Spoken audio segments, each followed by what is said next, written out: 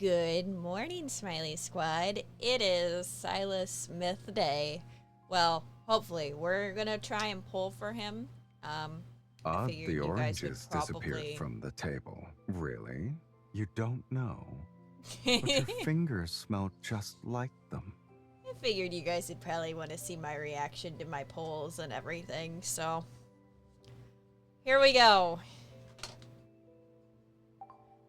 There is an event story.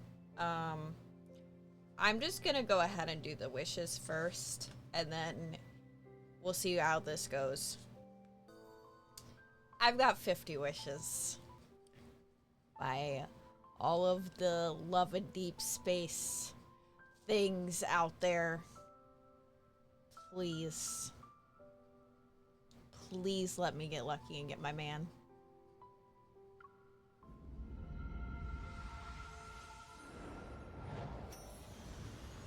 There's not anything in here. 1 4-star. We're off to a great start, chat. Okay. It's guaranteed in 40 pulls now. Come on, Sylus. Think it's just another 4-star. Yeah. And it's a 4-star I already have. Cool. Come on, Sylus. Please. I just want to get lucky and get them both in 1 pull. That's all I want. Come home. Oh my god, you're being so mean. Another 4-star? Sylus, please. Sylus, please. Sylus, come home.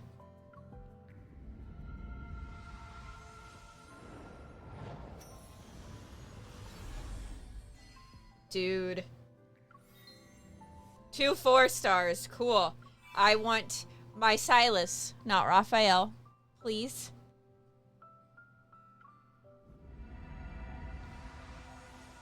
There's 5-star.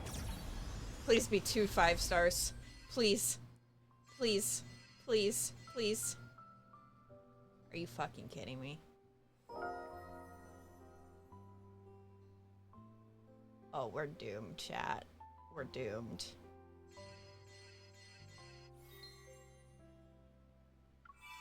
I can see that my myth experience is going the same way that it went last time.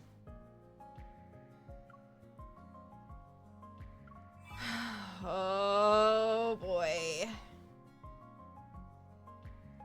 Come on, Sylus.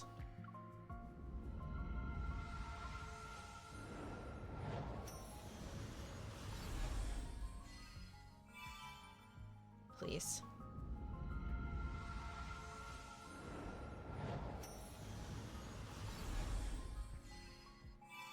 Please.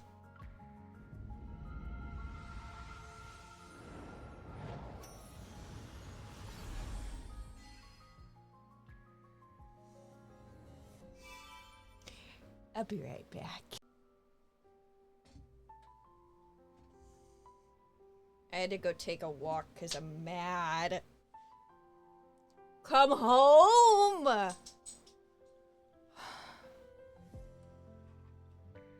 Please. Come home. Right now. Dude.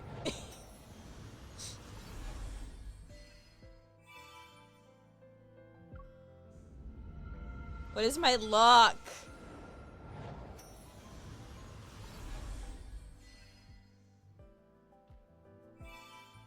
Sylus, please. I have 3 wishes left.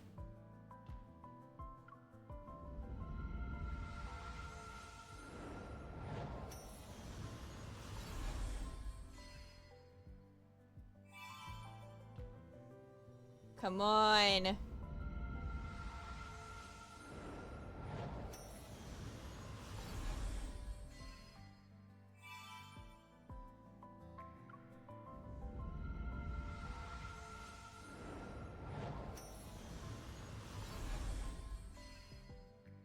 Thanks, lads. Thanks. Appreciate ya. Can do one more. Actually, I can do a few more. I forgot I had diamonds. I've already got MC's outfit, so I can spend my other ones too. Okay. Maybe we'll get him.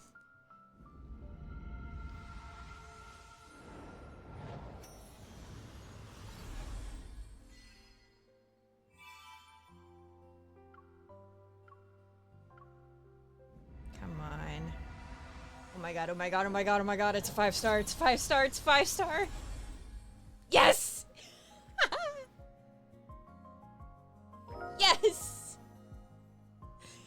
Dragon Daddy! Oh. Oh. That's my boy right there. Okay. We got the first one. There's 2.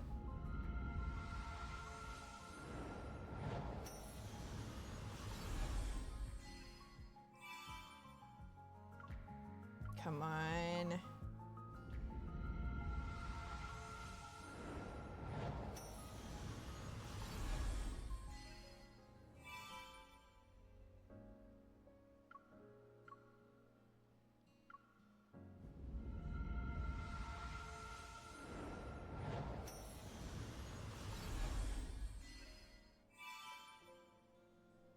Alright, well that's it. That's all I can do for right now.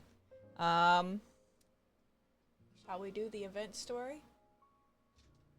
Does that sound like a fun time? I think it sounds like a fun time. I saved it for you all.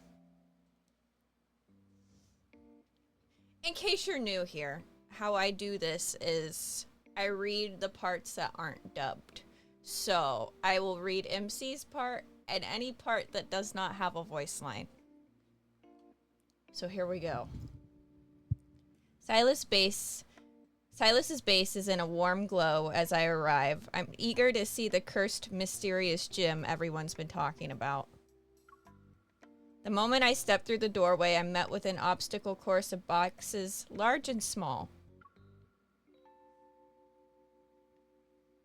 Wow, is this your new haul? You didn't resort to any unconventional methods to acquire these, did you?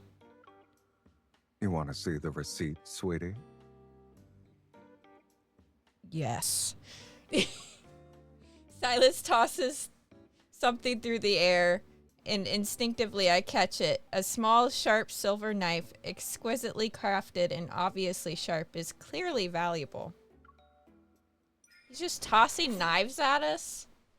I jump over the waist-high box, closing the distance between us in a flash. With one hand, I grab his collar. With the other hand, I press the knife against his throat. Girl, what are you doing to your man? What are you doing? That's what I want to know. He nonchalantly raises his hands as he pretends to be at my disposal. Oh, you think this little trinket can appease me? I want the real deal. Where did you stash that cursed gem? I lost it. You lost it? Astonished, I loosen my grip.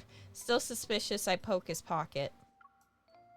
Don't tell me you're planning to play that game where I have to snatch it from you within 24 hours.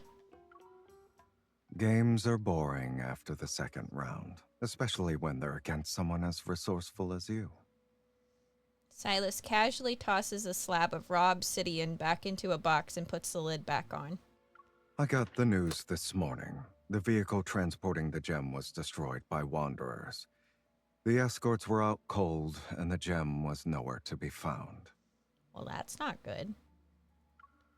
Was it an accident, or are your enemies pulling strings from the shadows? Only a few people in the N109 zone have the guts to mess with you, and doing a heist for only one gem is a bit much. Unless this gem truly possesses the power of a certain curse. That would explain its value and all the scuffle. Sylus opens another box, starting to assemble a weapon from various parts. So, will you be heading out to reclaim this spectacular gem? Absolutely, sweetie. Value aside, The gem is mine. It's only fair for the rightful owner to keep it. He clicks a piece into place and weighs the finished firearm in his hand before offering it to me. Looks like you already have a plan. Of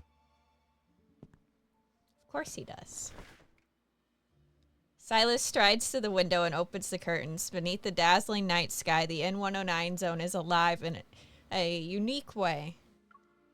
See that light in the southwest area? That's Caron, the N109's largest trading hub. Everything from trinkets to intel is bought and sold there.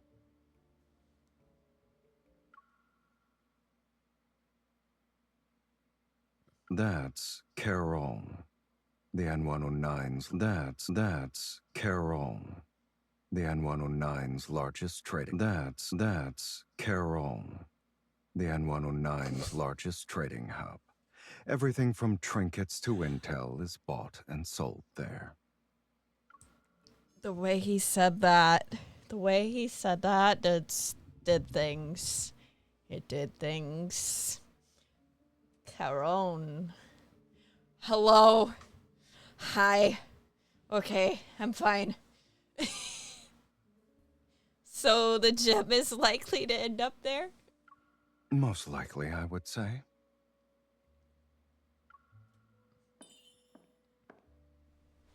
So are we leaving now? What? I'm here for the gym, right? I can't just go back empty-handed.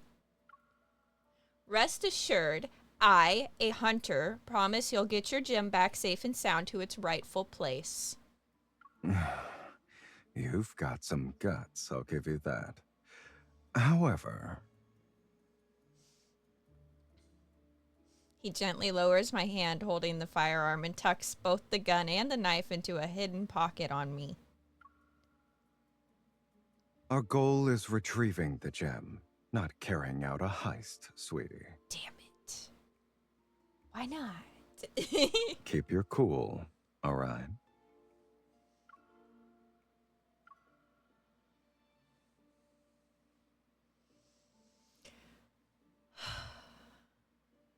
Once we hold hands now, our lives will be bound together, along with our deaths. How dare you not come home? I'm so mad at you. I only got one half. I mean, that's fine. But I'm still sad, Sylus. Ooh, you guys want to see the gameplay? Yeah, you do. Yeah, you do. I know the weapon's the claymore. I am not very good with the claymore, but we shall see.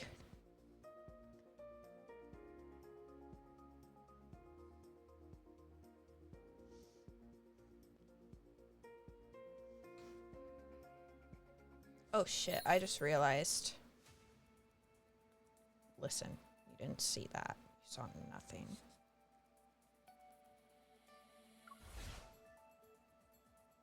At least they're doing training. That's good. I guess it's gonna fight dirty. We're halfway there. Sylus, you're kind of for us to be done. I love you, but I'm trying to show here. off the I power. won't let you get injured that easily. Okay. I'll let them see what a true fiend is. Oh God. It's your time to shine. Oh, his voice lines are so good. If we're covered, be careful. This power tastes not bad. That's exactly how you should use this invincible body. Stay on your toes. It's changing how it attacks. Is it really how I should? It's your time to shine. He's so daddy. Bring it on. You won't escape. Time to end this in one go. When we gaze into the abyss. The abyss.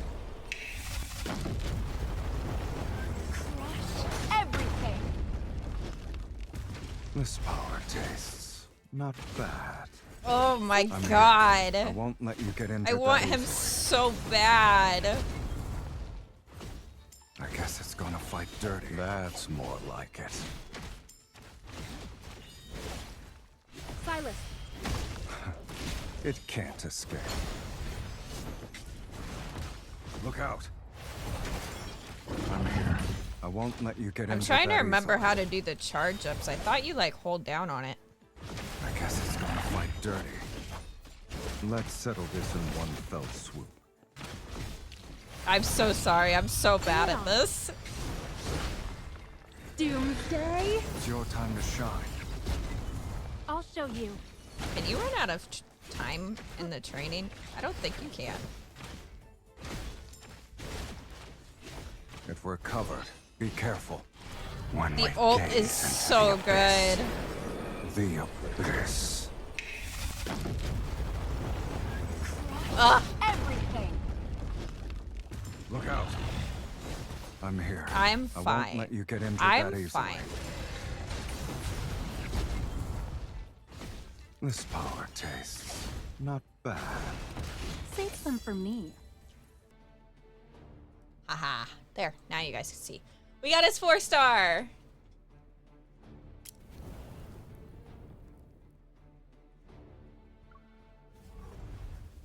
Oh, he's so freaking badass. I want him so bad.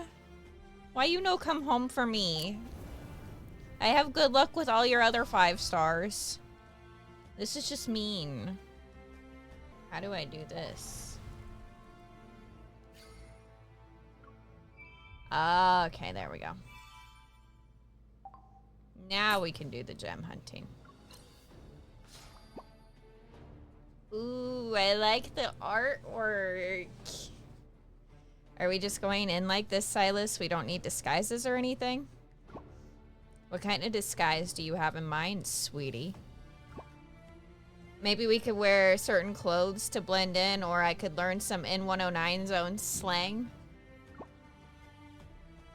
Sure, forget hello, thank you, and excuse me. Then you'll be halfway there.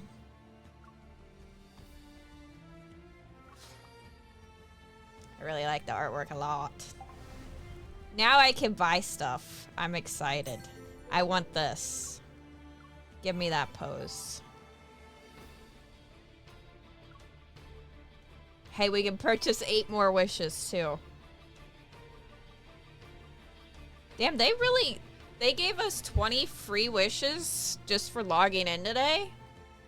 And we get another 10 for free just by grinding the game. Thanks, Enfold. Sneaky kind of spoiled me. He got me, he spent like 50 bucks on the game for me. I appreciate him. Appreciate him a whole lot.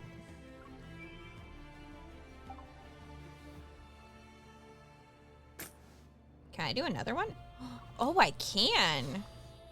From around the corner came the sound of arguing, but Sylus just said, "Let them do their thing," and blocked my view.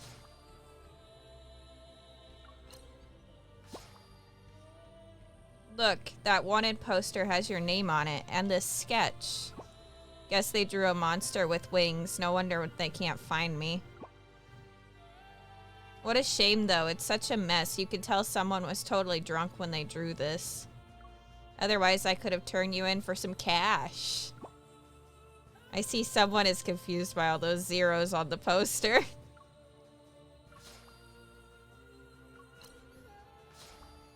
On the big screen, there was an ad for some protocore weapon. Buy 2, get 1 free.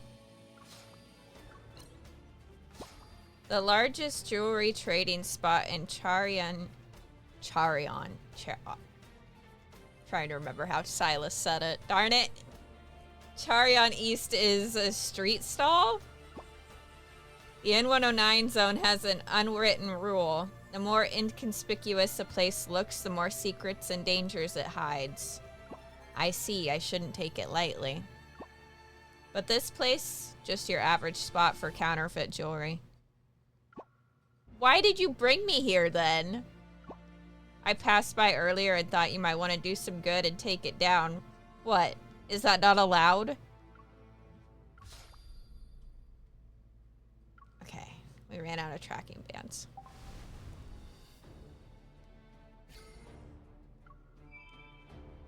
We just got another one, though.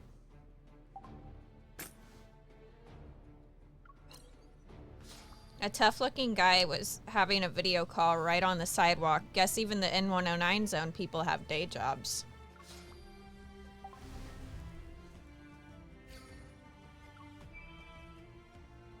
Dang, I got through quite a bit of that. There's probably...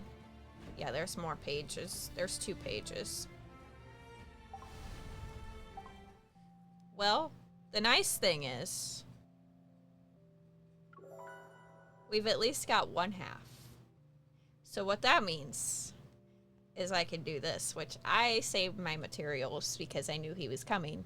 So I'm going to try and get him to level 80, and then we can play through at least half of the myth. We probably won't be able to play through the full myth, though, until I get the other card. Other memory.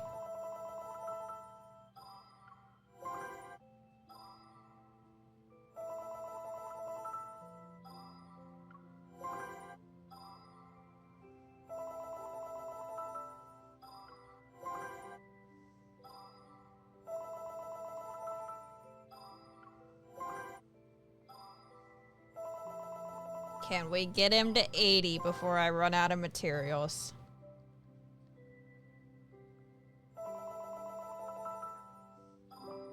No, I don't think so. Oh, wait. I forgot I stacked these up, too. We're using them all. 70. Maybe. I think I still have... Yeah, I do.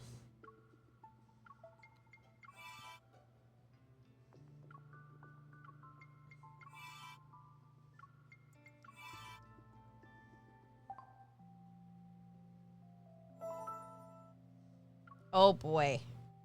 This is getting harder. Oh yeah, I have this too.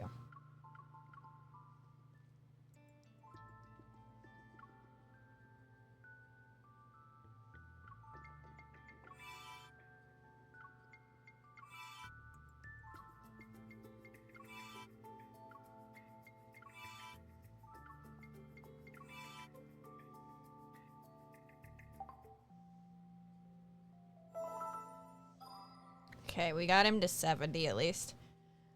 I'm gonna have to grind a little bit, but we can at least play through half of the myth, I think.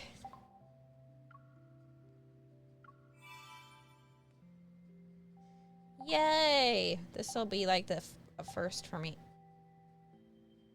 Did you get the stuff?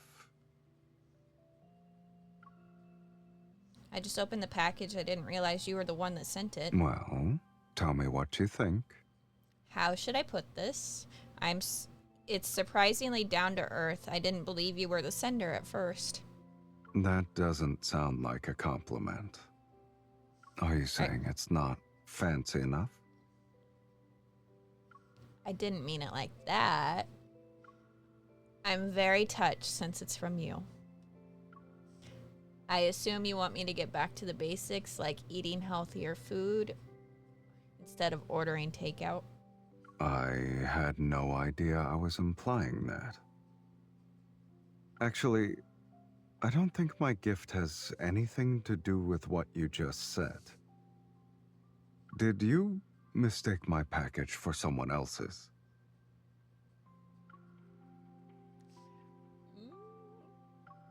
Sorry, I confused it with the souvenirs from my colleague. I figured as much. Ignore what I said earlier. But aren't you curious about what's in the box you still haven't opened? Yes, I'll open it right now. It's a bottle of red wine. Correct. Should I give you some time to do a review? If you want to hear what I have to say... Never mind. Just look at the date on the bottle.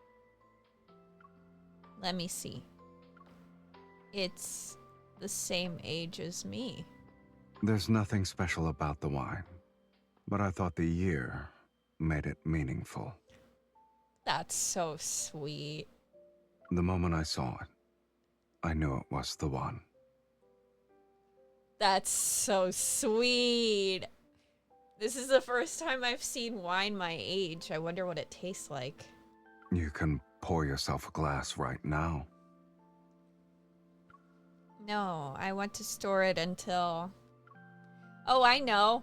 I'll keep it until my 100th birthday. Then I'll share it with someone I care about. 100 years old. You like to think about the future, huh? All right.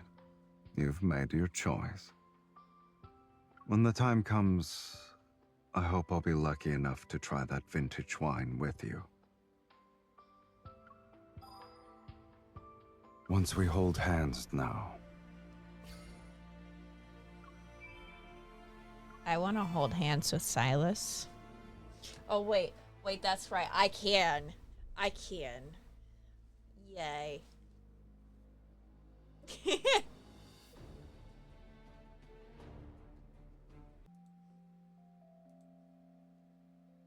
Guess who just did a little bit more grinding? Me. It's not a lot, but... Come on. We got 10 more. The other half. We need the other half. It's not anything. Damn, dude.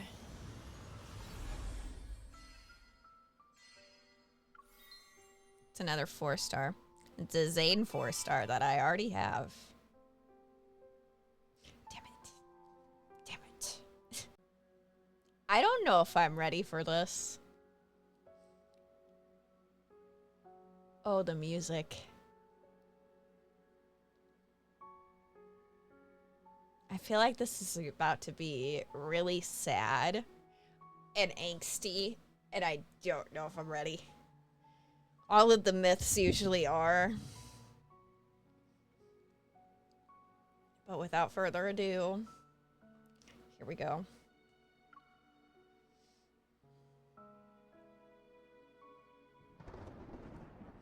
Once on the day that I lost everything,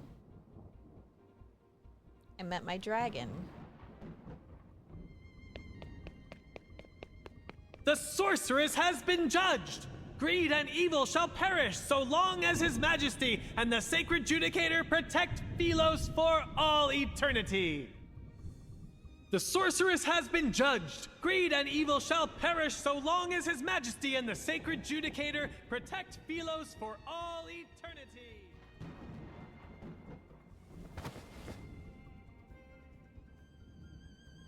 Scarlet raindrops enter my eyes, while far below they gather into a gurgling stream at the depths of the abyss. Through my blurry vision, I catch a flash of lightning ripping through Philos' gloomy night sky. I can't die here. From my periphery to the area in front of me, darkness spreads like an all-consuming ocean. The world descends as the Wanderer's claws close in, their cold, eerie glint like the flash of death's scythe. I won't accept this. There's no escaping it now. I refuse to accept this. I like your eyes. They are beautiful. In them, I can see your hatred, defiance, and greed for life. The wind ceases and it feels like time is caught in an invisible grip. I close my eyes before struggling to open them again. A flash of white light streaks across the ancient rock wall. There I see a shadow of a massive beast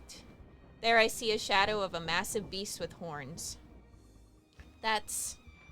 Chains bind its wings so tightly that if not for the great sword lodged in its chest, The massive worm would almost merge with the rock wall.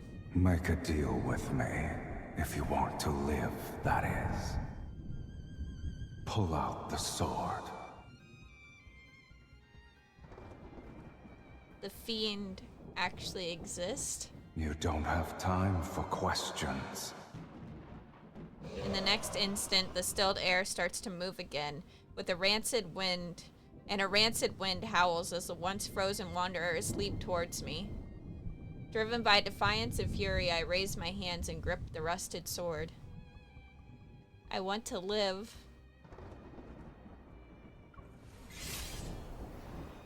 No matter the cost. When I pull out the sword, the rust melts away and transforms into light. It surges into my body, mingling with the strand of black and red mist. Amidst the chaos, wings flap and stir up a whirlwind of sand and gravel. I'm thrown onto the jagged rocks, my vision growing hazier by the second. All I can see in the darkness is dark red gem-like eye.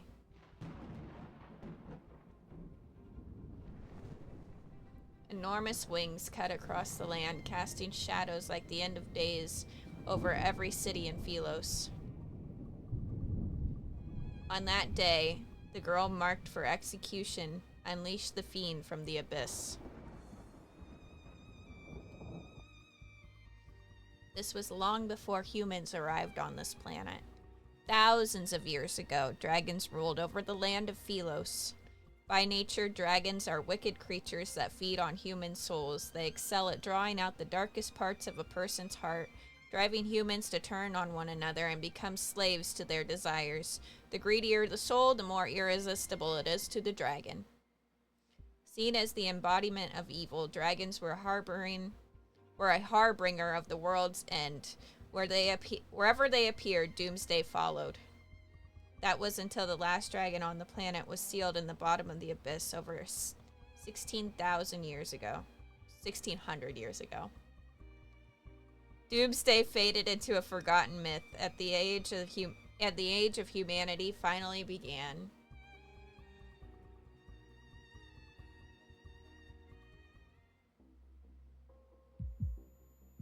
I feel as though my chest is being ripped open. An overwhelming weight presses down on my body. I'm immobilized.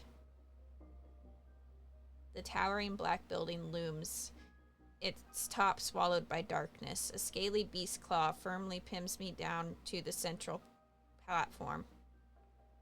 What's happening? I can't move. I look down to see strands of faint golden light being pulled from my body by an invisible force. It hurts.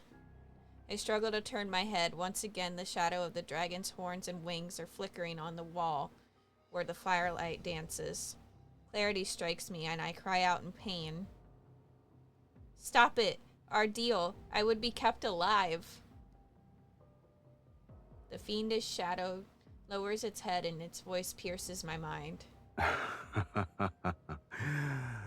To be a dead person walking counts as being alive. Stop. No. In between life and death, an uncontrollable tremor erupts from deep within my soul. A phantom greatsword forms in my hand and plunges into the beast's chest. The dragon's pain cry resounds in the hall, and the weight on my body vanishes. Clutching my chest, I quickly sit up. As my breathing steadies, I realize I haven't been torn open like I thought. I vividly recall you saying, no matter the cost.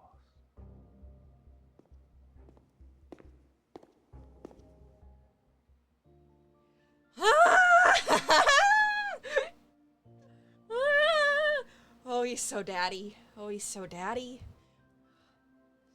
The giant beast shadow fades away, and from the darkness emerges a man wrapped in a blood-red mist. He watches me like I'm his prey, and similar to the dragon, he possesses a pair of beautiful garnet-like eyes. I set you free and you saved me. That means our deal in the abyss is done. He slowly approaches me. I quickly stumble as I make my way down the platform. I can barely keep my distance from him. Dragons can only feed on human souls if they're offered up willingly. So, as long as I don't agree, you can't eat me. The fiend narrows its eyes and approaches me from the other side of the platform. Is that it? Instead of claiming your lackluster soul.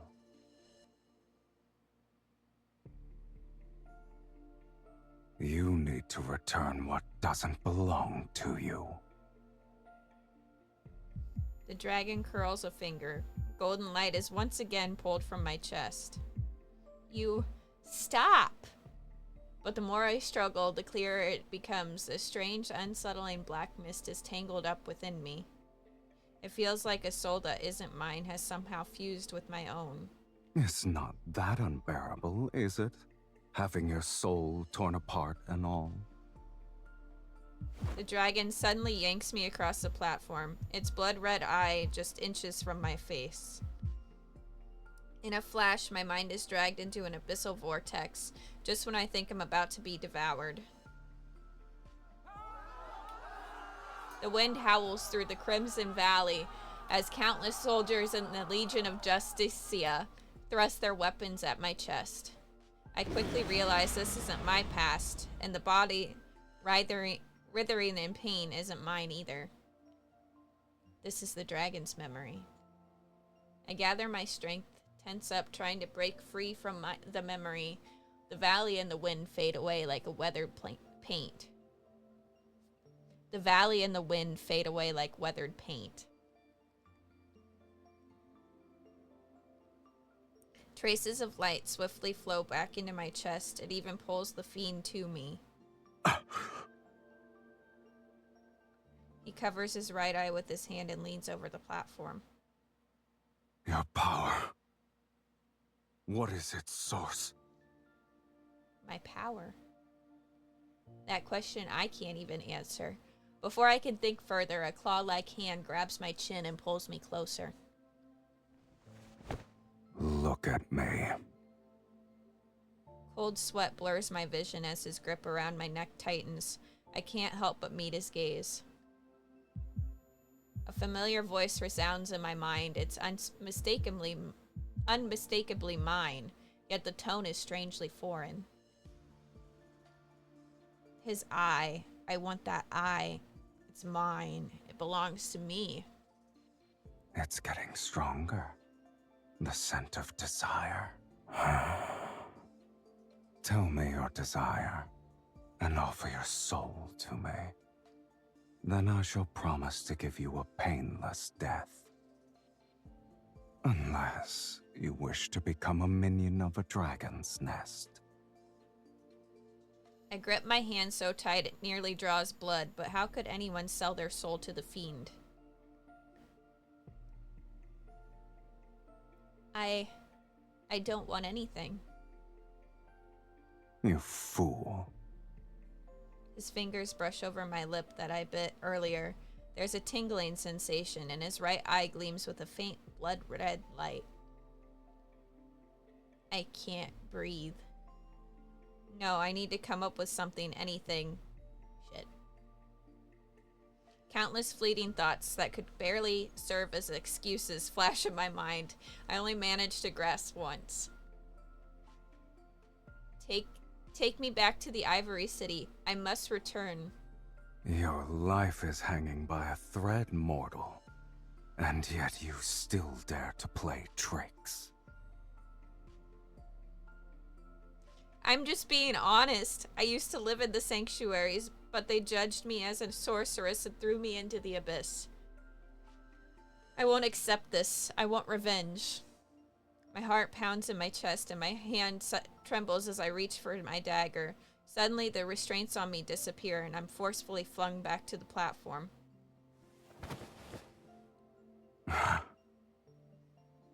The dark mist skims along the smooth surface of the platform, retreating into his palm as it does. My wounds close up, leaving no scars behind. It's almost unreal. Lead the way. Wow. Wow. Oh, this is good. Oh, this is really good. It's angsty. I love it. Enemies to lovers. Yes. Over 1,600 years ago, after centuries of war with humanity, the dragon set in legends to bring about Philos, end was finally sealed in the abyss beneath the fiend-infested Taurus city by the Legion of Justicia. This decisive event, known as the Battle of Taurus, led to widespread praise. I cannot read today, I'm so sorry. For the Legion. The leader who drove his sword into the dragon's heart was revered as the sacred Justiciator.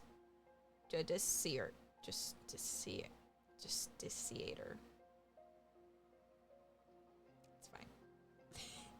Monuments holding his deeds stand tall across Philos, and his followers built a grand sanctuary in his name after his death.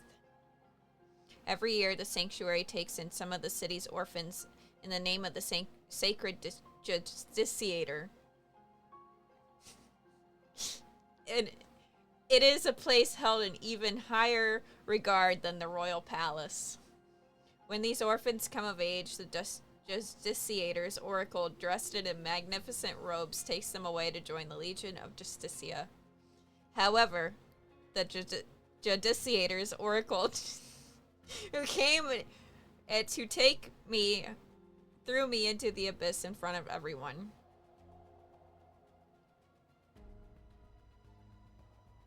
The pure white sanctuary stands in solemn grandeur, and the pristine marble floor gleams. The intricate wall carvings are well maintained, appearing new. They look like this when I was taken away. They looked like just like this when I was taken away.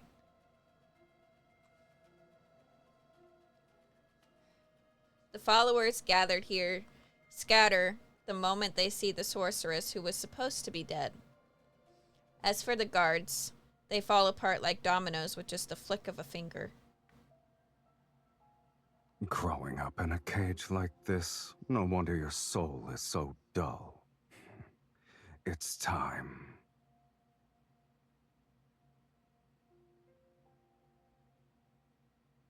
Revenge is important, but so is staying alive. The news of the fiend's appearance in the sanctuary must be spreading like wildfire in the city. Once the Legion of Justicia arrives to deal with him, I can slip away in the chaos. I watch the last guard disappear from view, pretending I didn't see them as I turn away. The Justiciator's oracle who judged me isn't here, so my revenge will have to wait, for now, at least. Otherwise... However, the dragon shows no interest in my plan for revenge. He stands in a beam of sunlight deep within the sanctuary. His figure stands out against the pure white architecture, like he's a statue that belongs here. Taken aback, I quickly shake my head and move to his side. What is that? Following the dragon's gaze, I see the mural of the sanctuary's ceiling. At the center is a godlike figure in a bright red cloak, wielding a long sword as he executes an evil dragon in the corner. Oh, the fiend-slaying god? The godlike man represents the sacred Justiciator, and the evil dragon getting a sword through its chest in the corner. That's probably you. I can't figure out why he keeps staring at it. Forget the insult. The dragon is drawn without any semblance of beauty. The dragon lowers his eyes, casting a calm, scrutinizing gaze over my face. Of course, it's just the artist's take. You're much more handsome and imposing in real life. He looks at the text beneath the mural. It's been 1,677 years since I was sealed away. You can read that? You can't? It's written in an ancient language that's been lost to time. Nobody can read it anymore. What does it say? The fiend looks at the ceiling again. The fiend is the very essence of malice and greed, skilled at twisting human desires. He drives mortals to turn against each other, leading them to their own demise. Given time, the world will be swallowed by chaos and descend into ruination. The fiend's arrival marks the onset of doomsday. During the Battle of Taurus, the sacred judicator with a will of iron stood firm against the corruption of evil. In a war so fierce, he emerged as the sole honorable survivor. He sealed away the fiend, the very harbinger of doomsday, deep within the planet's chasm. With the curse of doomsday lifted, hope was restored to Philos. I heard the fiend, which is you, has a destined arch nemesis. This individual must be the sacred judicator, correct? What a lofty title. Yeah, this story sounds pretty fake to me, too. Sunlight spills through the sanctuary's entrance. The silence is so intense that it's unsettling. The Legion of Justicia still haven't arrived. If there's no one to hold him back, I can't escape.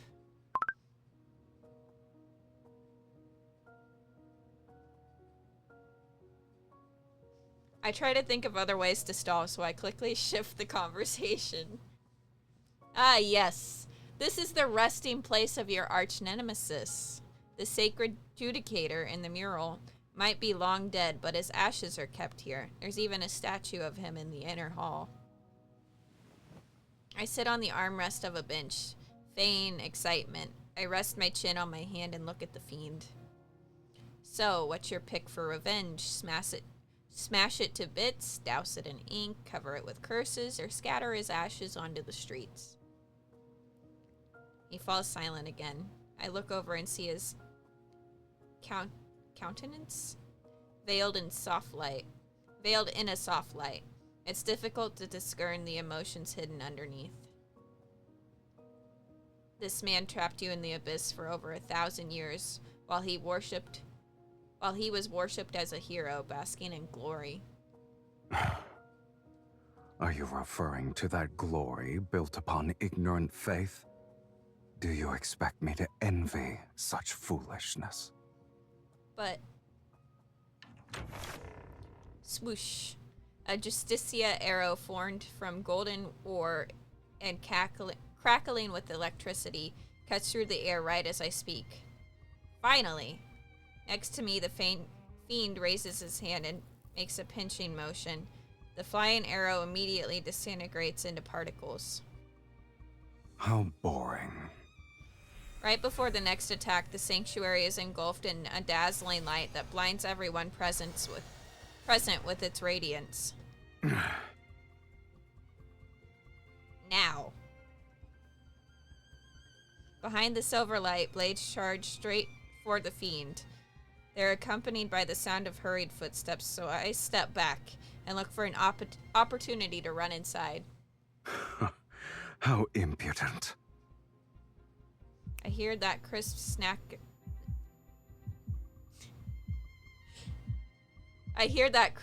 snap of his fingers behind me. A sharp pain suddenly surges from deep within my chest, as if my soul has been taken. I can't move. My limbs stiffen and move uncontrollably, forcing me to turn around. I gasp as I take in the sight before me.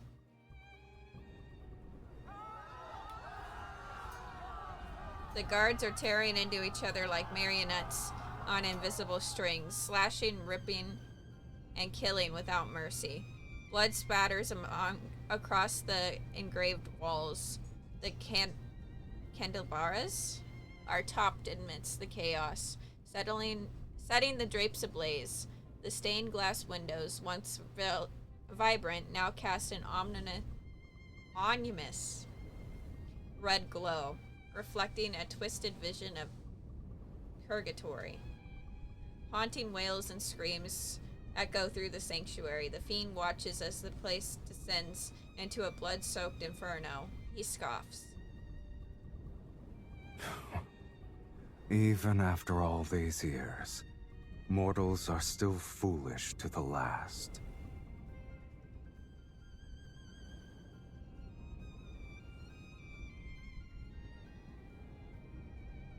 As light streams in through the stained glass, I can see the fiend's blood-splattered face and the cold, cruel curve of his lips. Come. Gladly. Sorry.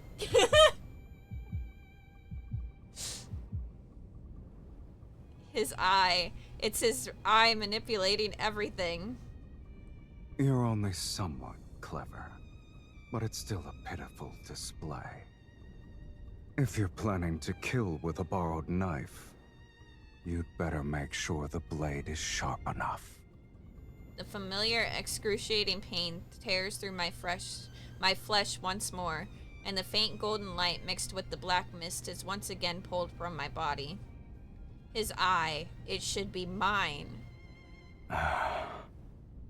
Even on the brink of that was him. death, you still dare to covet my eye.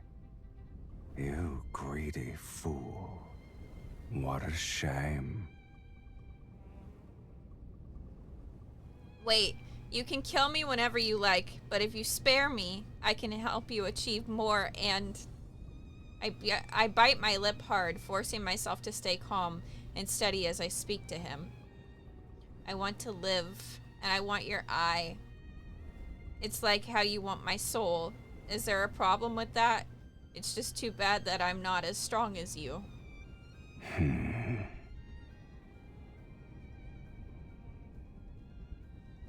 The grip around my neck suddenly loosens.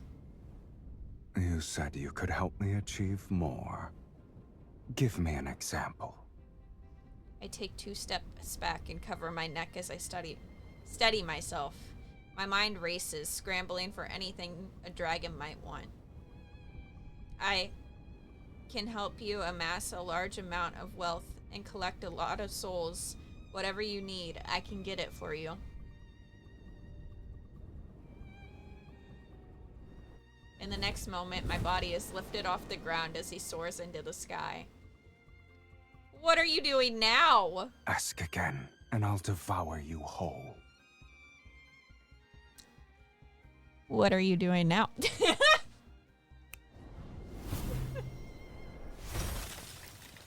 With the snap of his fingers, energy erupts from the flames. The columns of fire rise upward and stain the clouds in mesmerizing crimson hues. The ground shakes, and the magnificent, solemn sanctuary at the heart of the city quickly crumbles into ruins. For something as tedious as revenge, this will suffice. No need for a spectacle. The wind sweeps up and the screams and shouts of terror. The wind sweeps up the screams and shouts of terror. The fiend holds me and flaps his wings as he flies off into the blazing sunset.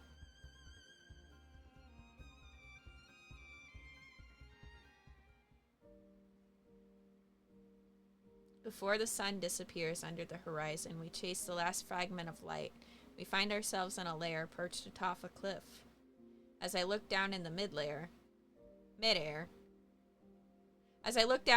the cliff and the lair form a breathtaking sight between the peaks, like a skeleton of a dragon poised to take flight. I am so sorry. I know I am butchering this while reading it. I am dyslexic, so bear with me. I'm so sorry. He lands on the other side where the lighting is noticeably better, and there are no blood-soaked stone platforms. Is this your home? Have you ever met a fiend with a home? After the dragon puts me down, although it feels more like I was dropped, he drags his tail along the stone staircase to the upper level of the cave. Seeing that he isn't trying to restrain me, I turn and run towards the cave's entrance. Girl! Oh, wow. Pebbles roll off the cliff. I can't hear them fall, but just in time to stare at the sheer cliffside outside. My heart sinks into the depths of despair. Fine. If I can't go back to the Ivory City, I guess this dragon's lair will have to do.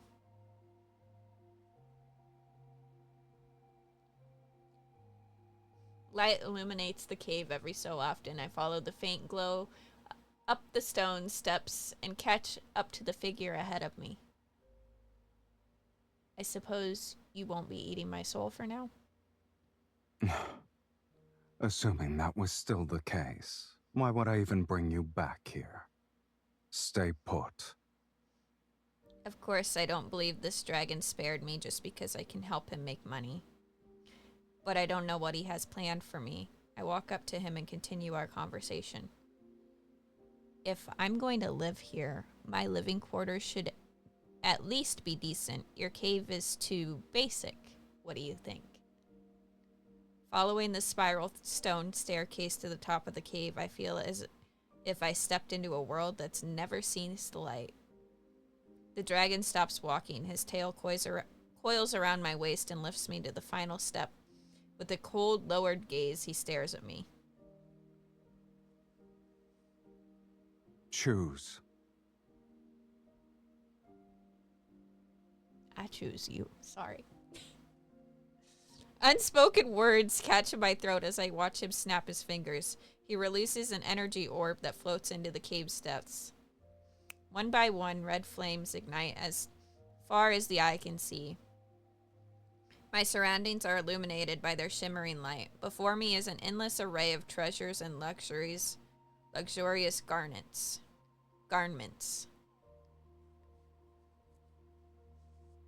You are not interested? You'd really give these to me? Why not? You're also mine now.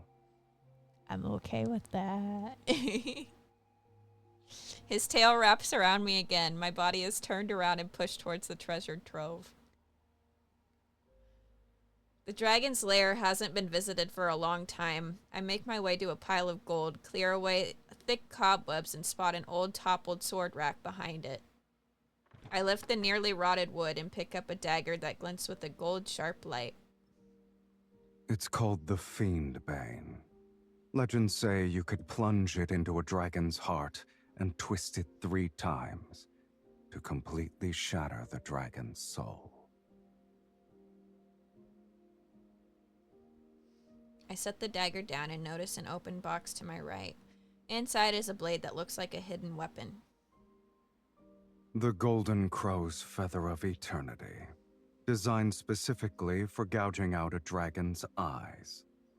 You humans seem to think the longer the name, the more formidable the weapon. But this little thing isn't even good for trimming my nails. I turn around and look at the vast treasure trove.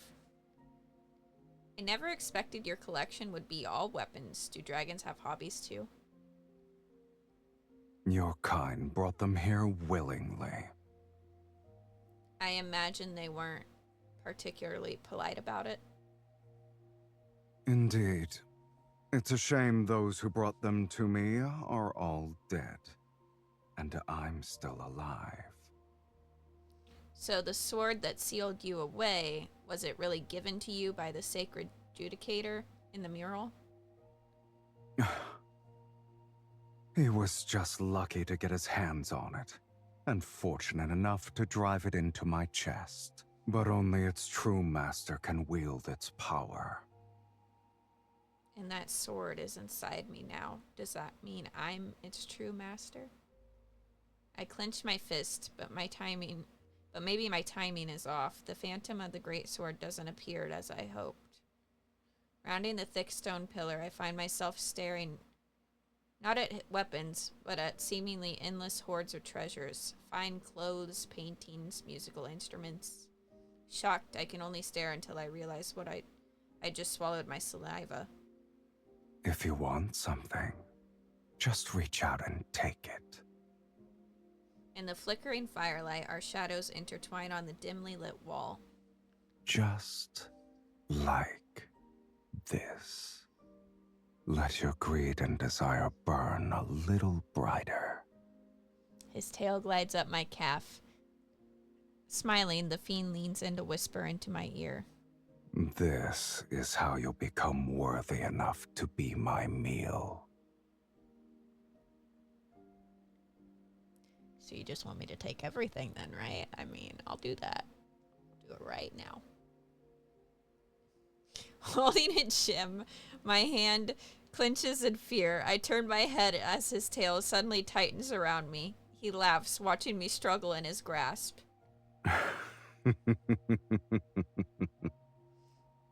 No wonder you spared me. You want to fatten me up before going in for the kill. Even so, you still cling to that gem despite being so close to death's sweet embrace. You truly are a source of entertainment.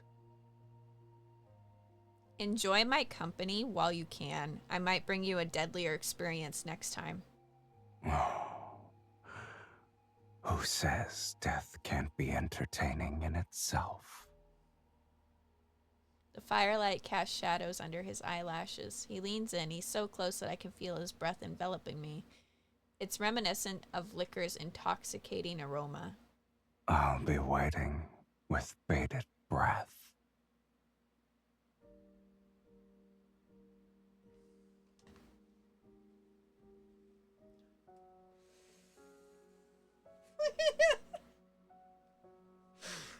Oh, he's so hot. Oh. That night, the dragon places me with all the treasures he gathered. It's as if I'm one of them. It appears like everything is present, but all I can grasp is the moonlight descending into the lair from an opening. Whenever I close my eyes, the sound of howling wind inside the cave sends me back to that blood-red valley. All I can hear is the dragon's cries. The moment those blades pierced his chest, the same pain and fury also run through me. Perhaps a fragment of the dragon's soul truly did enter my body the moment I pulled out the sword. At the time, I didn't understand the implications. I also didn't know that this would mark the start of a curse.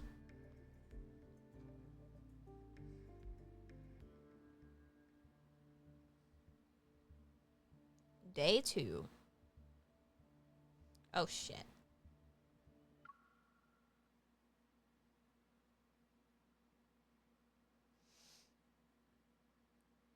Oh, I didn't even skip it. I thought I did.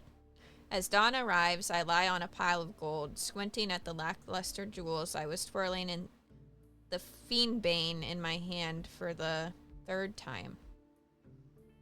He's just going to fatten me up before savoring the kill. I can't let everything go his way. The source of his power is from his right eye, if I could take it. That, after a night of turning it over in my mind, I've decided I need that eye. With that eye, I might just be able to escape the dragon and avoid the fate of having my soul devoured. Which means I'll have to strike first. It will definitely take more than one attempt, and I may not even be able to wound him, but testing the waters can't hurt. He's after my soul. He won't just kill me off. Besides, if he's going to treat me like a pet cat, he shouldn't be surprised if he gets scratched. Walking down the stone staircase, I find myself circling around the broken central pillar over and over. The steps gradually merge with the sound and extend to the depths below. The dragon rests here. I found you. Cutscene time? Cutscene time? Yes! Ah! Oh, I'm so excited! Oh, baby girl, your footsteps are loud. It's no wonder he fucking heard you.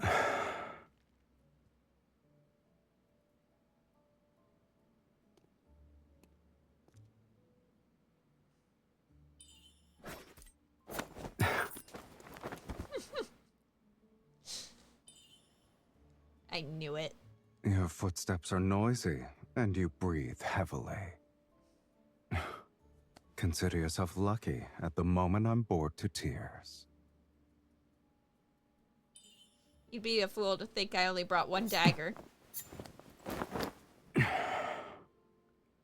Hello. Hello. You! Child's play. I admit you're clever at times, yet your skills leave much to be desired. If you still have tricks, now is the time to use them, mortal. I could use a stretch. If a direct attack doesn't work, I'll have to try a more subtle approach. Pretend to soften. I don't have anything else. I was just bored and wanted to play around. You'll let me go, yes? Before you tried to kill me, did you consider that it'd end like this? Baby girl, you do not learn. I see. Your overconfidence truly led you to believe I'd be merciful.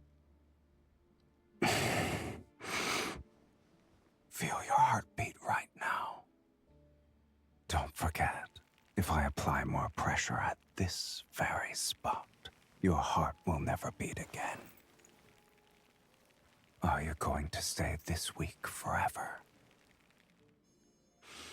This will be the mark for the first time.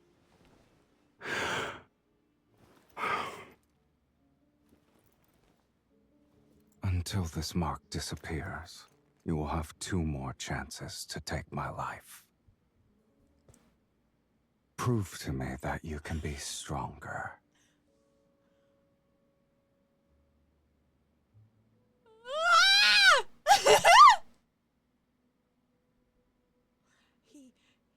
He marked us. He marked us. He marked us. Oh my god. My first hunt ends with me being branded with a mark from the dragon. Aside from the dragon who resides in the cave's depths, there's also a cave's opening where the light pours in. There's also another challenge to overcome. Even if the dragon has no interest in hurting me at the moment, I can't let myself stay trapped in this gilded cage with no way out. I'm still geeking. I tear apart the golden silk carpets from the dragon's lair and weave them into a rope. Using his collection of weapons, I carve footholds into the wall. I throw the rope up again and again. With every fall and fresh wound, the gap between me and the freedom grows a little smaller. The dragon knows about my escape plan. Sometimes he even sits on the pile of gold, resting his head in his hands as he watches. Of course he does. He neither helps nor stops me. It takes me a while to realize he isn't just watching. He's studying me out of sheer boredom. Just like I used to watch a cat in the sanctuary that kept trying to jump over a wall it could never clear. I finally managed to reach the top. 5 days later, at the break of dawn, I finally pulled myself out of the cave's opening. But I learned that while I found a way to freedom, it's also another dead end. Outside the lair, the abyss seems bottomless. One can only gaze upon the city of Ebony, Taurus City. It's a place where fiends lurk. An endless crimson mountain range covered with the forests that are void of life, with their scorched trees, surrounds the lonely city. There is no other path. Behind me, a narrow ridge snakes downward, like the spines of a dragon. Between the vertebrae lies a vast, yawning chasm. You'll die if you can't make the jump. As I prepare to sprint and leap, the dragon lands behind me. You won't let me die, or else you won't be able to have my soul. However, you're not concerned about me running away. If you can go down without dying, then you may come and go as you please. I'm also curious to see where a sorceress who consorts with a fiend thinks she can go. With his arms crossed, he floats in front of me. I shoot a glance at his dragon horns and tail. You're skilled in flapping your tongue to annoy people. Thank you. It's one of my few strengths. I still haven't found the Judicator's oracle who judged me. My revenge is far from over. Looking for him is better than staying here. Don't bother. Even if you leap down these 21 bones, no one in your hometown will be waiting for you. I stop in my tracks. What do you mean? The dragon tosses me a blood-stained bag. What's in it?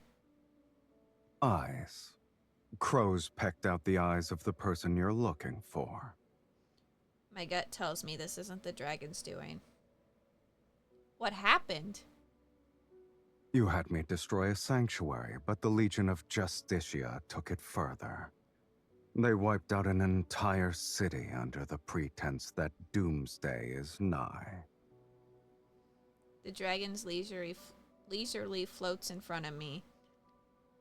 A wicked smile on his face, a blood-red vortex swirling deep in his right eye.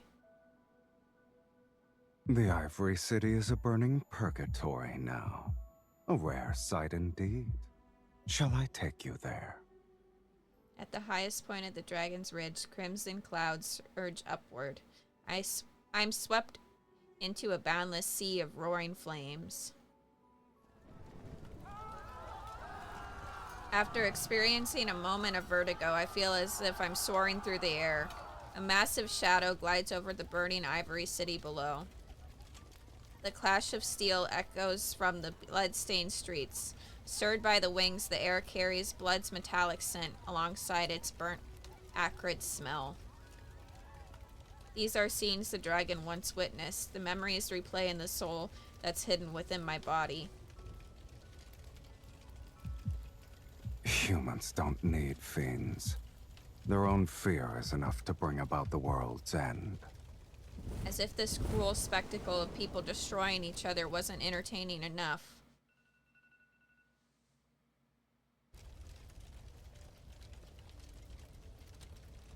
As if this cruel spectacle of people destroying each other wasn't entertaining enough, I soon find myself falling. My soul trembles in pure ecstasy as I soar through the roaring flames. I pay little attention to the warm droplets that splash my eyes. Enough. Enough! I forcefully shove away the one responsible for these visions. The air turns bone-chillingly cold again. I lose my balance and descend. Above me, sunlight pierces through heavy cloud cover, yet the sky grows distant as I fall. The dragon's expression changes from cruel amusement to alarm as he spreads his wings. He flies towards me. The air no longer moves when a scorching embrace envelops me. The descent doesn't stop. It's as if I'm being held in a safe cocoon.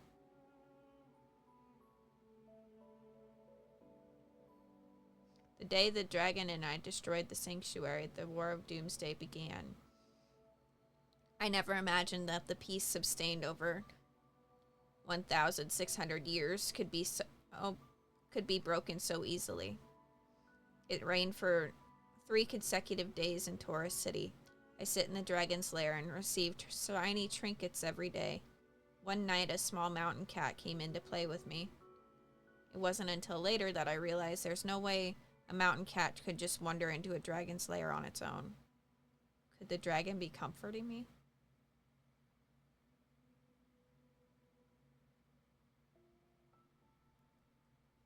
After the storm clears, the sky above the dragon's nest is still shrouded in dark, swirling clouds. From here I can see Taurus City, a city of ebony that is opposite of my hometown, a city of ivory. That place is chaotic and evil, a home for those who are shunned by others. It's a world different from what I know. But when night falls, its outline resembles the Ivory City. What's that sound? A faint breeze blows from behind me as the dragon folds his wings. He lands a few steps away from me. As I sing the final note, I close my mouth and continue gazing at the distant lights in Taurus City. A requiem Requiem for the departed. Sing it again. Haven't you ever heard someone sing before? I've never heard you sing. He sits next to me and his tail curls behind me. The nights in Tourist City are always brightly lit. Unlike the flames of war in the Ivory City, desires and revelry burn. I heard you're the princess of Ivory City. I manage a stiff smile. I was supposed to be a weapon to slay dragons. They told me I could kill a dragon, so I filled my head with a lot of things about them. But when they decided to execute me, they said I was a dragon. That's how humans are. They fear those who are different. The night breeze rolls across the ground and carries the scent of charred trees. Maybe another forest fire nearby. Why can't you leave that place behind? I shield a flickering white candle in front of me. Its flame is about to go out. It's not that. I just lived there for a long time. You consider that place your home. Maybe. I just miss the cats, dogs, and the birds there. Face it. No matter how much you hate it or want to leave, a home is still a part of your soul. The more you try to excise it, the more you'll be reminded of who you are. When I don't respond, he changes the conversation to a topic of my supposed crimes. Enlighten me. What do you and dragons have in common? We have nothing in common. I just broke the rules by keeping a golden lamp with an engraved dragon. Aside from the one in the fiend-slaying god, no dragons are allowed in the sanctuary. But I could only talk to that little dragon. And one day, they caught me talking to it. Even now, I can't help but laugh when I remember the Judicator's oracle's expression upon seeing that obsidian dragon coiled around the lamp. To think a carefully trained dragon-slaying weapon would cherish a dragon and slay instead. The Judicator's oracle looked like he had been attacked by a dragon. Hysteric, he ordered me to destroy my dragon. I know it's just an object. Destroying it would be easy. I remember clutching the little dragon as I was forced into a corner. The shadows of the crowd engulfed me like a tide. But I didn't want to listen to them that day.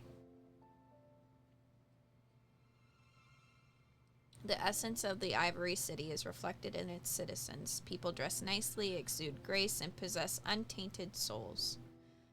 The Judicator's oracle says that desire is the seed of calamity.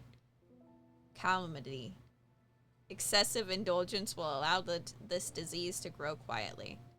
So I had to act like everyone else. I needed to abide by proper etiquette, say the right words, and bind my hands and feet with invisible white threads. All of these things turned me into a puppet without a heart. But they still burned my dragon. To kill my dragon, they framed me for a great crime. They sentenced a puppet to death because it had one desire.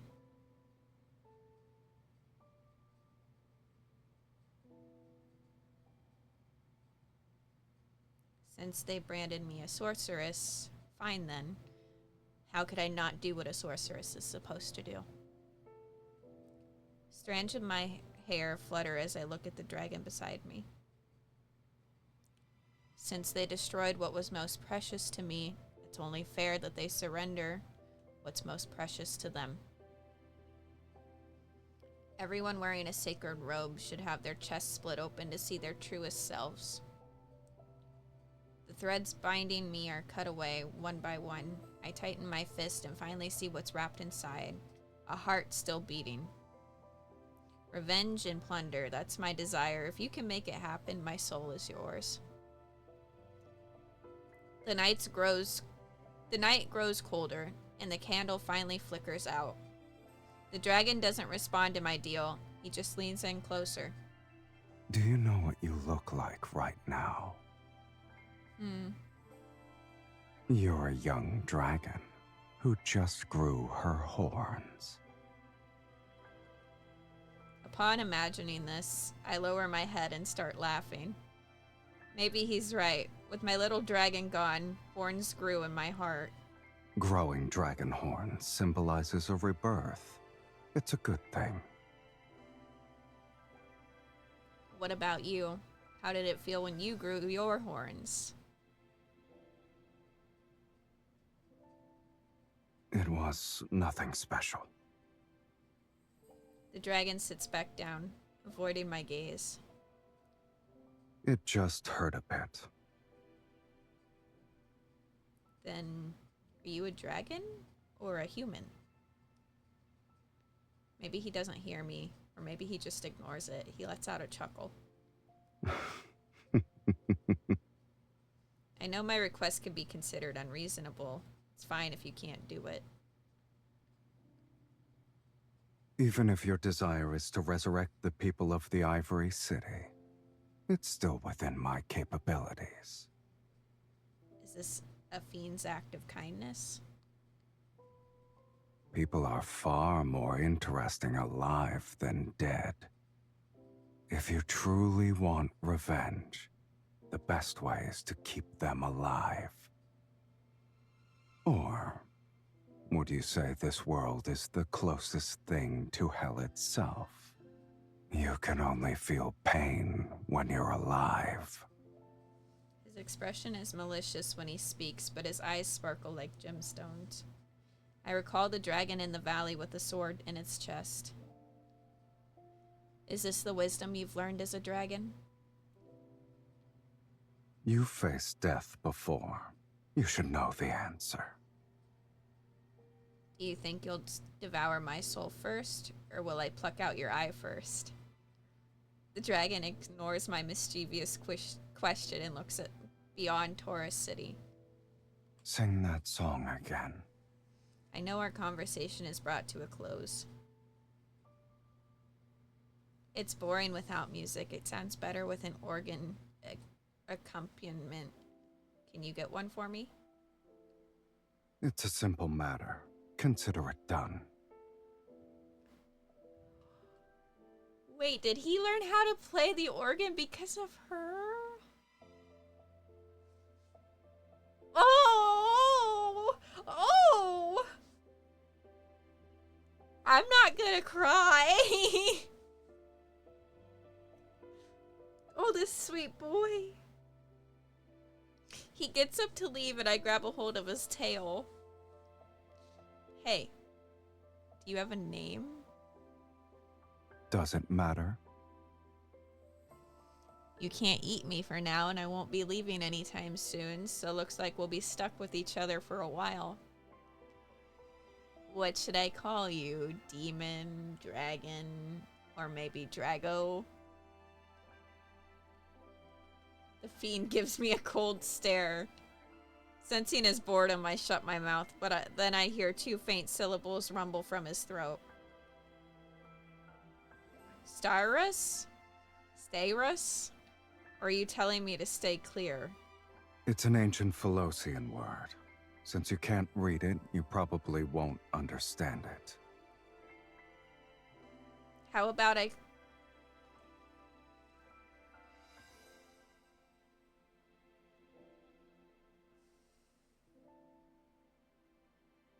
I knew this was gonna be hard. I knew it was.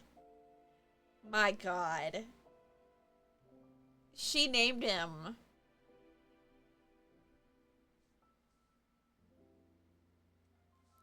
Oh my God.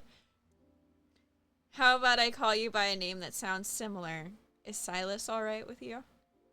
Call me whatever you want, but don't expect me to respond. The dragon rises, and his unseen wings stir up small gusts around him. Where are you going, Sylus? He takes a half step back and falls off the cliff. Sir? I'll be resting.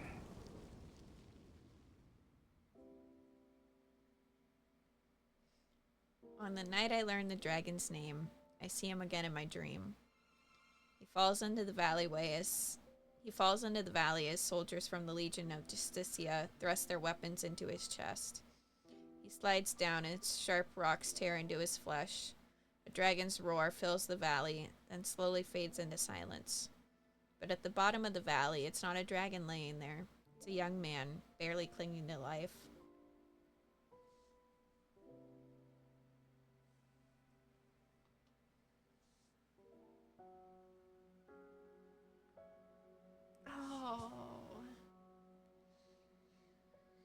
Oh boy. Taurus City sits near the foot of the dragon's lair. The origin of its name is lost to time, but it's said to be connected to the abyss. And unlike other cities, Taurus City's market is... The stalls we passed by, a wanderer's head was being displayed. You reacted quickly. Should I remind you that you're currently fiddling with a wanderer's thigh? What? Are you terrified? No, I just suddenly thought of something. That painting we were looking at earlier, is the canvas made from dragon hide?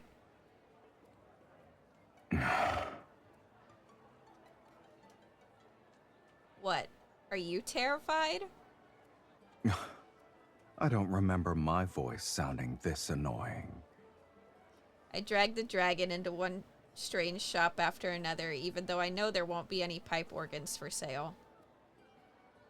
I'll take what's most valuable in this world. That's the deal he silently agreed to. But right now, I just want to see an invisible fiend looking troubled. You have no intention of disguising yourself? No need. No one would believe a fiend would wander around a market. Besides, everyone sees a fiend differently. Some see ugliness, others see horror, cruelty. What they see isn't me. They only see their own hearts. I hold up a mirror from a stall. It reflects the face of a dragon. Can you guess what I see when I look at you? He lowers the mirror as if he heard a childish joke. He leans closer.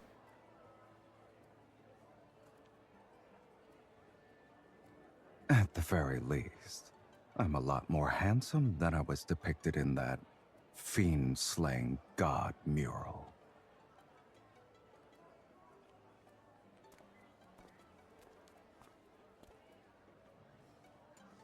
I thought the famous market of Taurus City would be more interesting, given how it's known for fiend-related items. It turns out to be just a bunch of normal stuff. You won't be able to find wind chimes made of finger bones anywhere else. I pick up a small obsidian sculpture. They even have a goat bone amulet. People in the sanctuary dislike these kinds of things because they believe horns represent fiends, yet they are quite popular here. Do you want it? In that case, you can carry this stuff back by yourself later. I want something smaller and more intricate. There's a fiend's horn ring, a fiend's wing necklace. This volcanic stone pendant isn't bad. It's not bad. Sylus leans down to look, however he scoffs. Pitch black and shaped like a crippled dragon. I place the pendant back and I turn my head and my eyes light up again. Look at this fiend's eye bracelet. Isn't it more adorable than the treasures in your lair? You see a cheap, thin coating as beautiful. Are the cracks special? Did you come here just for these? I can't believe how I almost forgot how sharp your tongue is after we spent so much time together. Getting a nice word out of you is like pulling teeth. I fiddle with the bracelet in front of me. Since my taste doesn't seem to align with yours, why don't you tell me about the most valuable piece in your collection? The painted oil lamp made out of pure gold and that ruby necklace. You wouldn't use them if I gave them to you. Why are you interested in cheap things? You actually measure worth based on monetary value? I know I said that wrong. There's another way. I sighed dramatically and clicked my tongue, trying to appear deep and wise. You certainly live up to those stereotype of dragons being greedy for treasure. However, true value comes from something a little warmer. Take this bracelet, for instance. It might not look impressive, but it carries a great significance. Ignoring his dark, brooding look, I grabbed the dragon's hand, and without waiting for his permission, I slipped the bracelet onto his wrist. Here, look at the words engraved on it. The fiend shall always shield you. How warm and comforting. The dragon glances down at the bracelet, but doesn't take it off right away. The pupilless merchant senses something and quickly faces us. He taps his tobacco pipe with a pinpoint accuracy on the bracelet. 1 piece of information, or 30 gold coins for the bracelet. For this bone bracelet, at best it's worth.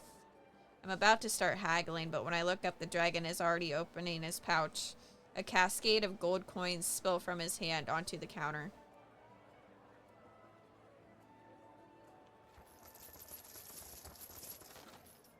He's still rich. The blind merchant. Oh, blind merchant. Man, my dyslexia is getting me bad today. Doesn't move to count them. His ears just twitch slightly. You've given too much. Rules are rules. I'll keep the gold and give you 2 pieces of information. First, the fiend has returned. The Legion of Justicia will march to Taurus City soon. You two need to be careful. Sylus and I exchange a glance. The merchant, expressionless, turns his face towards me. As for the second one, before long, the fiend will meet his destined arch-nemesis once again. Right over there. He tilts his pipe and my eyes follow. In the distance, beyond the barrel forest, I spot an obsidian spire jutting out.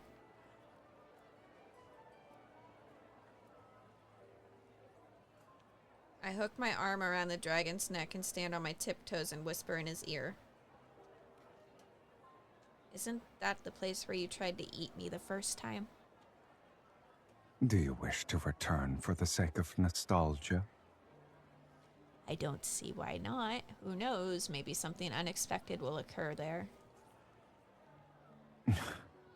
An abandoned, dilapidated chapel won't offer anything worth the trek. Don't forget why I'm here with you. I let go of the dragon's neck and pretend to be displeased. It's not like you just found out I'm insatiable. If I can't get the organ, I'll just grab a few other things as consolation. Consolation. It's fine. These, and these. Don't they all suit you perfectly? I quickly pick up a few intricately designed accessories and shove them into the dragon's arms. Then I stand on my tiptoes to hang a bone wind chime around his horn. You...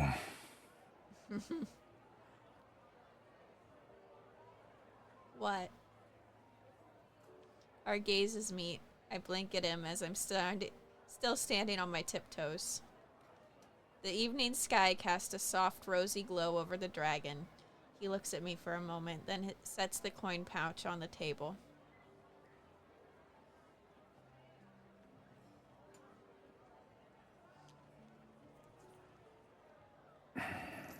Since you want all of them, don't leave a single one behind. Take everything. We're leaving. I open my arms to the dragon and he lifts me. He carries me and my treasures as we soar over Taurus City.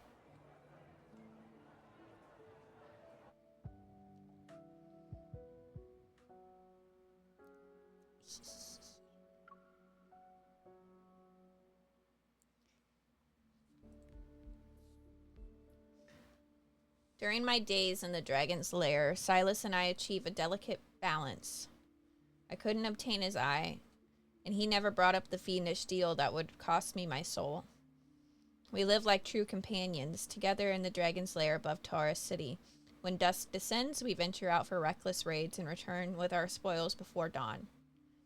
My favorite sight was watching the Justiciator's army, who had been ruthlessly extorting people with warnings of impending doom, fall to their knees at the sight of a real fiend and resurrected sorceress.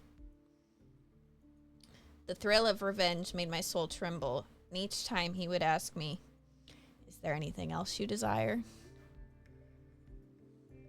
The dragon personally nurtures my ambition and leads me from one raid to another, regardless of how dangerous the target is. As long as I say, "I want it," he fulfills my every wish without fail. Fate tumbles like an uncontrollable bead, rolling into a bottomless abyss. Under the guise of helping me get my revenge, he feeds the beast in my heart called desire. I know he is. Yet slowly, my heart gains new desires. She's falling for him. This place, and over here, we've already been to these places, correct? I sit cross-legged on a new cushion. I eat some fruit and make several areas on a star map. Mark several areas on a star map. My bad. The pomegranate I had set my eyes on gets taken away before I can move my hand. Ignoring my glare, Sylus taps the edge of the star map. Didn't you say you wanted the minerals and starships here? His tone barely conceals his excitement. On my shoulder, the mark he left faintly burns with the blood-red gleam in his eyes. I touch the burning skin and recall the sanctuary we raided 2 days ago. A Justiciator's oracle wearing a splendid white robe is held up by one hand. A rabid bestial cruelty boils in the dragon's eyes. Back then, the mark hurt just like this. I shook my head and decided not to think about whether the pain was an omen of things to come. I rest my chin on my hand as he says a long, drawn-out, "Oh." You remember everything I said. Sylus raises an eyebrow and takes a blood orange from the silver platter. I quickly snatch it away. When he's caught off guard, I arch my back like a cat and pounce.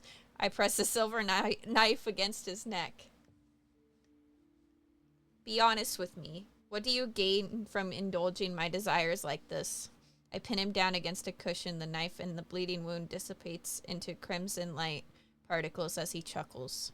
Sylus looks up at me and we feel each other's breaths. As he raises his head, his nose gently brushes against mine. What about you? What's in it for you to attempt an assassination with such a weak hand? Before the curtains, our eyes meet. The afterglow is reflected in his eyes, which emit a surreal warmth. A strange flutter brushes against my heart, and a soft laugh escapes my lips. I return to my original spot before peeling and savoring the pomegranate. You don't need to tell me. The greedier the soul, the more delicious it is. Am I mistaken? In any case, let's hope it doesn't backfire on you.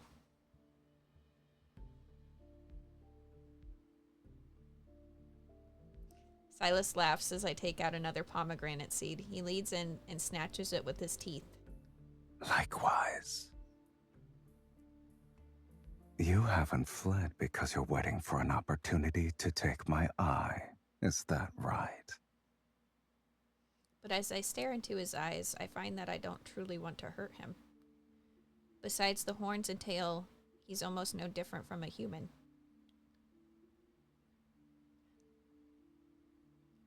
Aside from searching for places to plunder, the dragon and I often meet atop the lair. Sometimes I tell him stories I've heard. He rarely speaks as he's engrossed, or perhaps he just wants someone to watch the moon with him. Occasionally, the dragon talks about himself. He speaks about the myriad of dragon-slaying weapons in his treasure trove and the 108 ways humans have tried to kill him. But most of the time, we just sit together and say nothing. The gentle night soothed smooths his sharp scales and reveals his true form.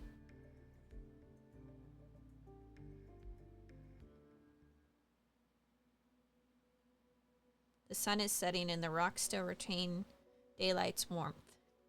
Drowsy, I'm in the middle of relaxing and drying my hair that I just washed. Does your song truly need an organ? We already bought a bone flute. I don't know when the dragon decided to lie down next to me. I pat his damp hair. Why don't I teach you the song since you like it so much? No.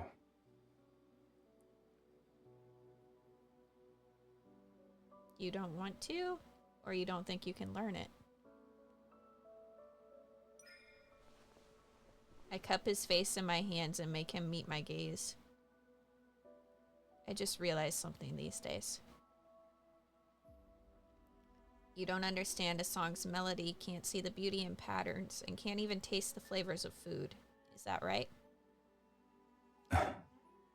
Dragons don't need those things to survive. He escapes from my hands, yet I detect a hint of awkwardness in his words.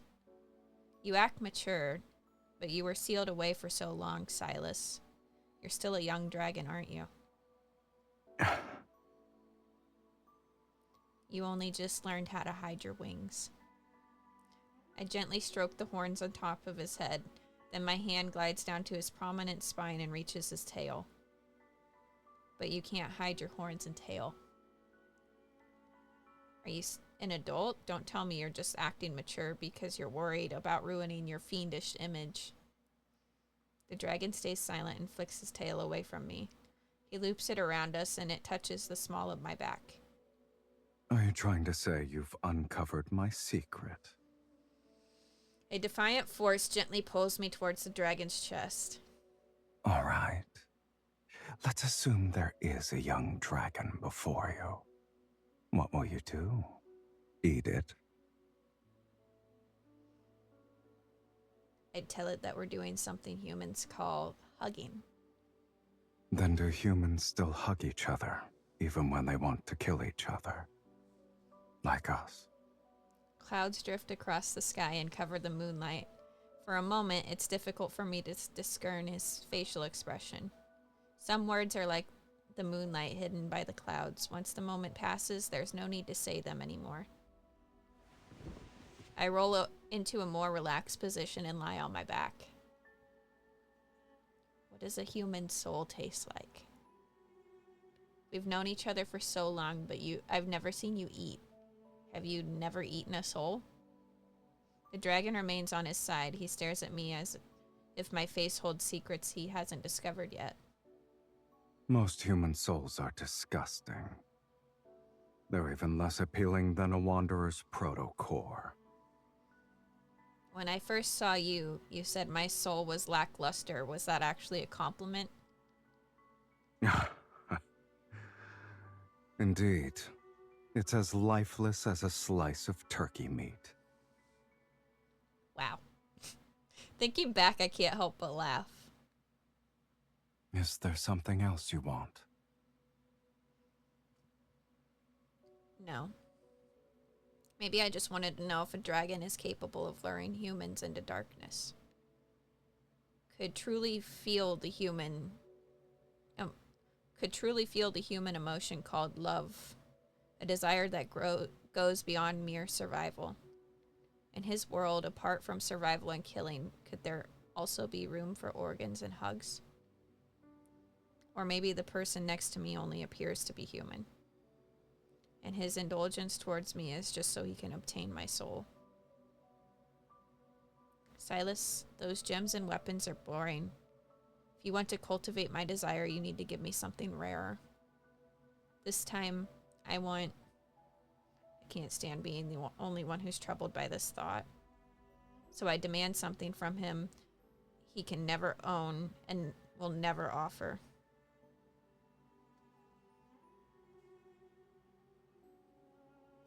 Your love. As expected, he looks surprised and laughs.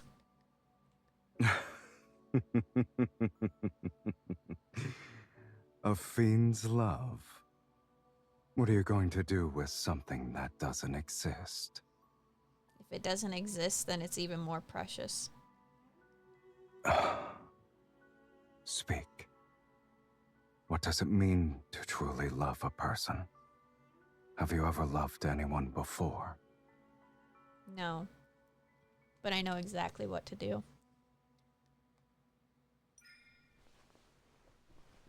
I move closer to him and lift myself up to plant a kiss on the dragon's forehead. When humans fall in love, they want to kiss it. Maybe dragons feel the same way. The dragon's claws sweep across my cheek. Once again, he looks at me as if I'm prey.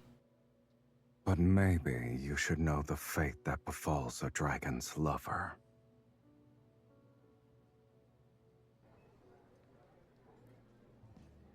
Taurus City's tavern is always open. On stage, a woman wearing a fiery red dress had just left. Amidst the boisterous cacophony from the drunkards, I sit next to Sylus, who's in the shadows by the window. I wear a hooded cloak.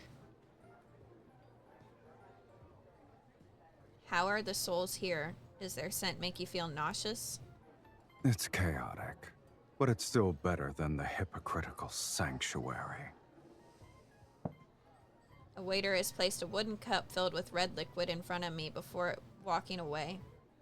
Under the lights, the dragon's roar suddenly resounds as an actor with dragon wings on his back sings center stage.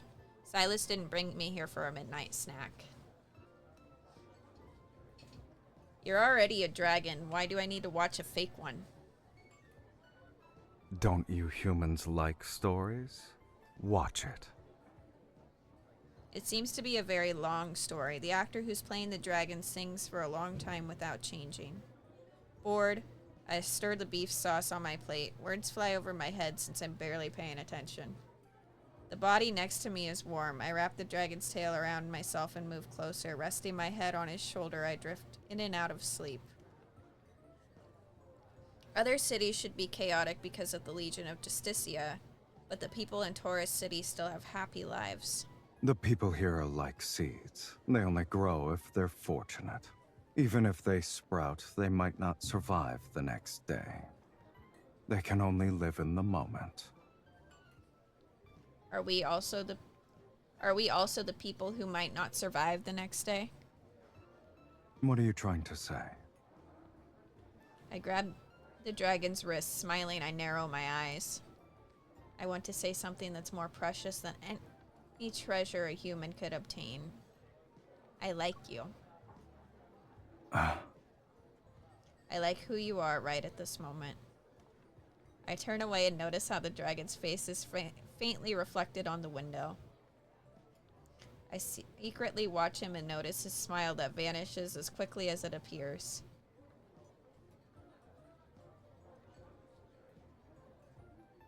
Turn around.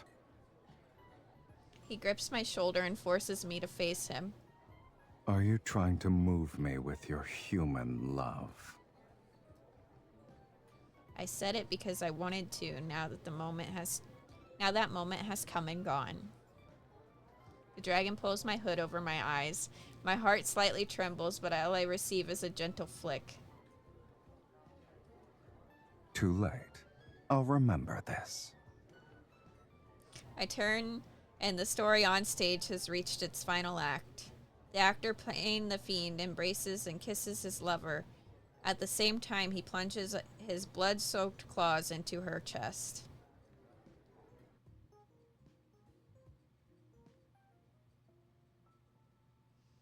At night, the dragon carries a sleepy girl through Taurus City's crowded alleys. No one spares them another glance. It truly looks like he's an ordinary human returning home in the moonlight. Sylus, I don't understand the play you made me see. Maybe I fell asleep halfway through. Then sleep. It wasn't an interesting play in either case. But I want to hear it. You must tell me, or else I'm gonna have nightmares. It's about a dragon. Figures surround them. He could fly her back to the dragon's lair, but tonight he wants to walk a bit longer with her. In the beginning, the dragon lived in a valley with other dragons. Amongst his kin, he was the only one with a human appearance. He mistakenly believed he was a normal person. But as he grew older, horns sprouted from his head and a tail from his back. He had never seen anything like this on someone before. He was scared. So he picked up a blade because he wanted to remove them, but the horns and scales would grow back, dripping with blood. It didn't matter how many times he cut them. He turns and walks onto a small path. There are fewer people here. His voice softens as he's actually lulling her to sleep.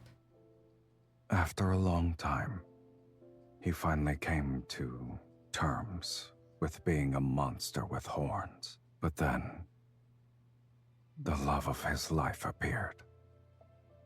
The moment she pulled out her sword, he knew she was the one destined to kill him. She was his arch-nemesis. But somewhere along the way, he stopped wanting to consume her soul. She showed him human love and companionship, making him think he could live like a human too. And slowly, without realizing it, he began to forget he was a dragon.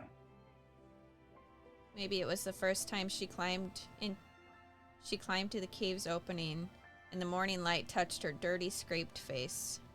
Or maybe it was her unchecked, ever-growing desire that reminded him of his old self. Or perhaps, deep down, she's also a little monster with horns of her own. Yet a monster can never I truly am. become a human. He cannot escape his fate as a dragon.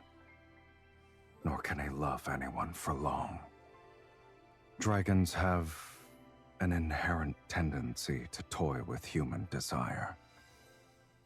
But in the end, they inevitably become enslaved by it and turn into true monsters. At the end of the story, he killed his beloved. This is the dragon's curse. As he walks away, the light fades behind him. He pulls off his cloak, revealing the creature beneath. His form with dragon horns and a tail remains. Sylus, do you hate humans? I wouldn't say I like them for now. But I'm a human too.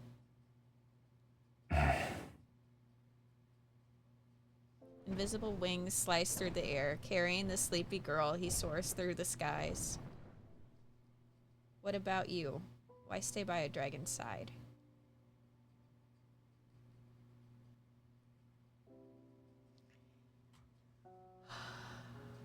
Wow.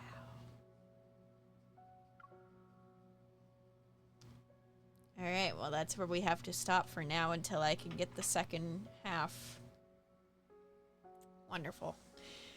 Oh.